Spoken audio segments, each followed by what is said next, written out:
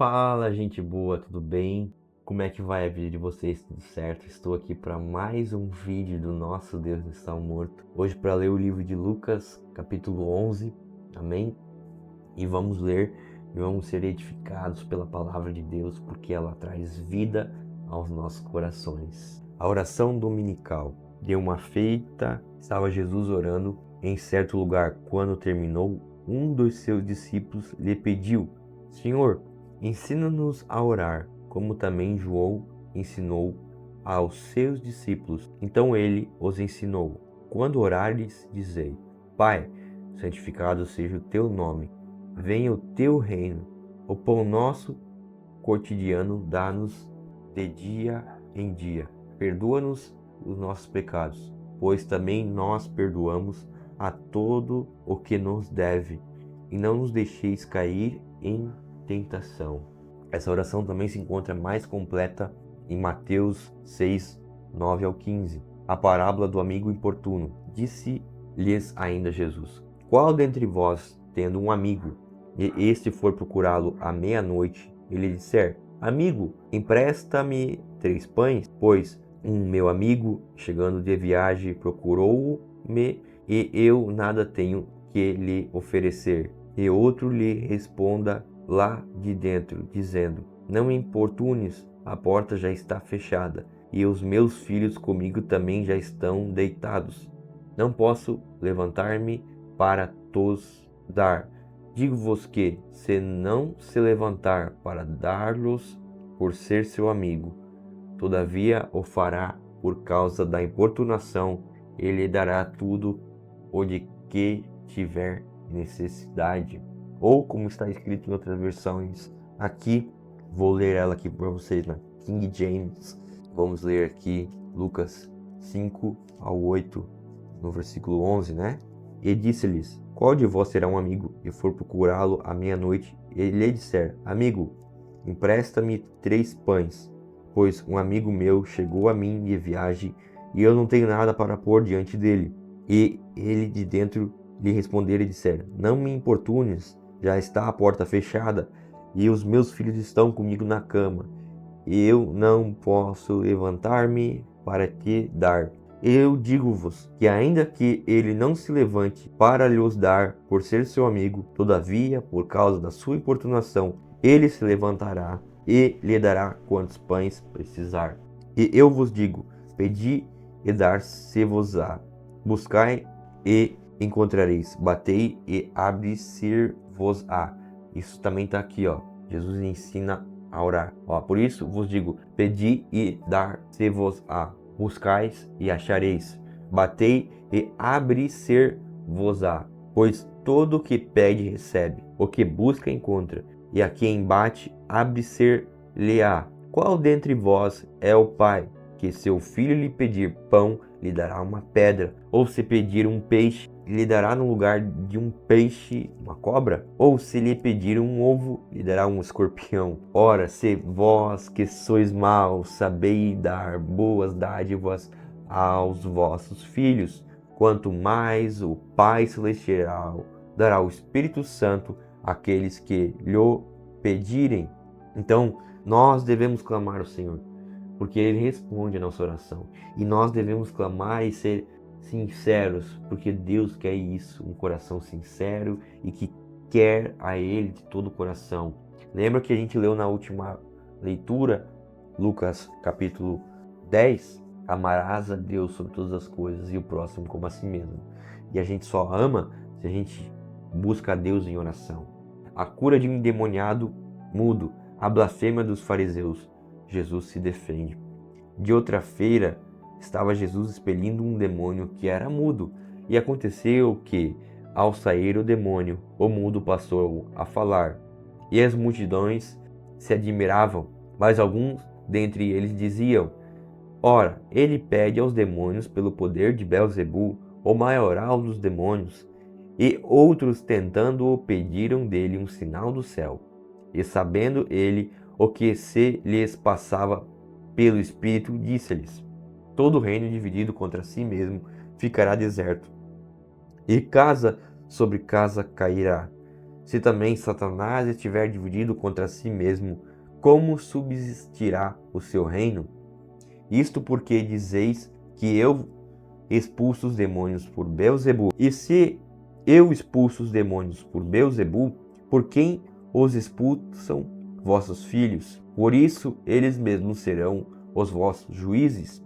Se, porém, eu expulso os demônios pelo dedo de Deus, certamente é chegado o reino de Deus sobre vós. Quando o valente, bem armado, guarda sua própria casa, ficam em segurança todos os seus bens. Sobrevindo, porém, um mais valente do que ele, vence-o, tirando-lhe a armadura em que confiava, ele divide os despojos. Quem não é por mim, é contra mim. E quem comigo não ajunta, espalha.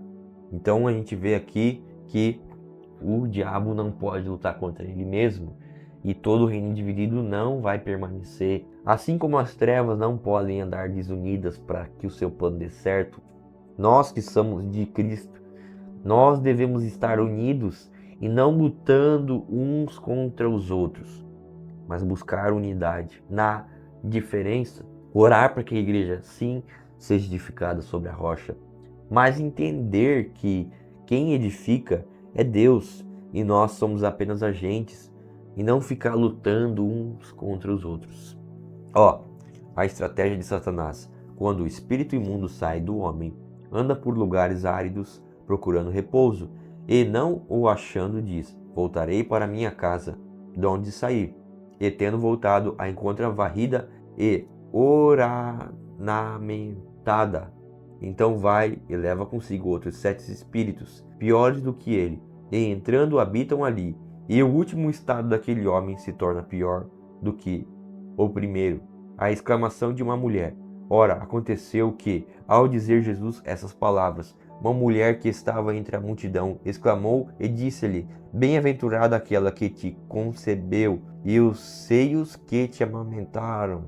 Ele, porém, respondeu: antes, bem-aventurados são os que ouvem a palavra de Deus e aguardam. Então, bem-aventurado, meus irmãos, é a gente entender essa mensagem do evangelho, querer praticar ela, sabe? Não é só a gente ir para a igreja, não é só a gente dar o dízimo, estar numa igreja confortável, sentar lá, dar nossa oferta, ofertar sempre, sabe? Ser generoso com as coisas e tudo mais, e achar que tá tudo certo. Nós devemos não somente ouvir a palavra de Cristo, mas viver intensamente para ela. É isso que é o desejo de Deus para nós. O sinal de Jonas. Como afluíssem as multidões, passou Jesus a dizer: esta é a geração perversa, pede sinal, mas nenhum sinal lhe será dado, senão o de Jonas. Porque assim como Jonas foi sinal para os ninivitas, o Filho do Homem o será para esta geração. A rainha do sul se levantará no juízo com os homens desta geração e os condenará, porque veio dos confins da terra para ouvir a sabedoria de Salomão. E eis que aqui está quem é maior do que Salomão. Ninivitas se levantarão no juízo com esta geração e a condenarão, porque se arrependeram com a pregação de Jonas. E eis aqui está quem é maior do que Jonas. A parábola da candeia. Ninguém, depois de acender uma candeia, a põe em lugar escondido, nem debaixo do alqueire, mas no velador, a fim de que os que entram vejam a luz. São os teus olhos a lâmpada do teu corpo. Se os teus olhos forem bons, todo o teu corpo será luminoso, mas se forem maus, o teu corpo ficará em trevas. Repara, pois, que a luz que há em ti não seja trevas. Se, portanto, todo teu corpo for luminoso, sem ter qualquer parte em trevas, será todo resplandecente como a candeia quando te ilumina em plena luz. Então nós devemos não entregar nenhuma parte do nosso corpo ao pecado, a nossa vida ao pecado, mas a Deus, porque Ele é fiel e justo para cuidar de cada parte da nossa vida e de cada coisa que nós pedimos a Ele. Jesus censura os fariseus. Ao falar Jesus essas palavras, um fariseu o convidou para ir comer com ele. Então, entrando, tomou lugar à mesa. O fariseu, porém, admirou-se ao ver que Jesus não se lavava primeiro antes de comer. O Senhor, porém, lhe disse: vós, fariseus, limpais o exterior do copo e do prato, mas o vosso interior está cheio de rapina e perversidade. Insensatos, quem fez o exterior não é o mesmo que fez o interior? Antes, dai esmola do que tiverdes, e tudo vos será limpo. Mas ai de vós, fariseus, porque dais o dízimo da hortelã, da arruda e de todas as hortaliças, e desprezais a justiça e o amor de Deus. Deveis, porém, fazer estas coisas sem omitir aquelas. Ai de vós, fariseus, porque gostais da primeira cadeira nas sinagogas e das saudações nas praças. Ai de vós, que sois como as sepulturas invisíveis, sobre as quais os homens passam sem o saber. Ou, em outras versões, ai de vós, escribas e fariseus hipócritas, porque sois como as sepulturas que não aparecem, e os homens que sobre elas andam e não o sabem. Ou seja, são como guias cegos. Por quê? Porque valorizam só o exterior, mas não o interior. Então nós, meus irmãos, além de sermos luz, além de nos entregarmos a Deus por completo, além de ter um temor do Espírito Santo em todas as coisas da nossa vida, nós precisamos estar com esse entendimento pleno. Nós precisamos viver uma vida completa no Senhor. Ai dos intérpretes da lei. Então, respondendo um dos intérpretes da lei, disse a Jesus: Mestre, dizendo essas coisas, também nos ofendes a nós outros? Mas ele respondeu: Ai de vós também, intérpretes da lei, porque sobrecarregais os homens com fardos superiores às suas forças, mas vós mesmos nem com um dedo os tocais. Ai de vós, porque edificais os túmulos dos profetas, que vossos pais assassinaram. Assim sois testemunhas e aprovais com cumplicidade as obras dos vossos pais, porque eles mataram os profetas e vós lhes edificais os túmulos. Por isso também disse a sabedoria de Deus: enviar-lhe-eis profetas e apóstolos, e a alguns deles matarão e a outros perseguirão, para que desta geração se peçam contas do sangue dos profetas, derramado desde a fundação do mundo, desde o sangue de Abel, está lá em Gênesis 4:8, até ao de Zacarias, que foi assassinado entre o altar e a casa de Deus. Sim, eu vos afirmo, contas serão pedidas a esta geração. Ai de vós, intérprete da lei, porque tomastes a chave da ciência, contudo vós mesmos não entrastes e impedistes os que estavam entrando. O plano para tirar a vida de Jesus. Saindo Jesus dali, passaram os escribas e fariseus a arguí-lo com veemência, procurando confundi-lo a respeito de muitos assuntos, com o intuito de tirar das suas próprias palavras motivos para o acusar. Então veja, Jesus nos mostra nesse capítulo que ele quer tratar também com o nosso interior e quer que nós não sejamos um reino dividido, mas que nós sejamos um reino unido de homens e mulheres de Deus que temem a Cristo Jesus, mas que seja algo unido. Nós devemos ser unidos, meus irmãos. Nós devemos ser amigos unidos. E se alguém entre nós quiser ser desunido, que nós não façamos parte disso, mas que nós sejamos um corpo unido, que ora, que quanto mais o Pai Celestial dará o Espírito Santo àqueles que lhe o pedirem. Então, nós devemos ser um corpo unido que pede mais do Espírito Santo dentro de nós.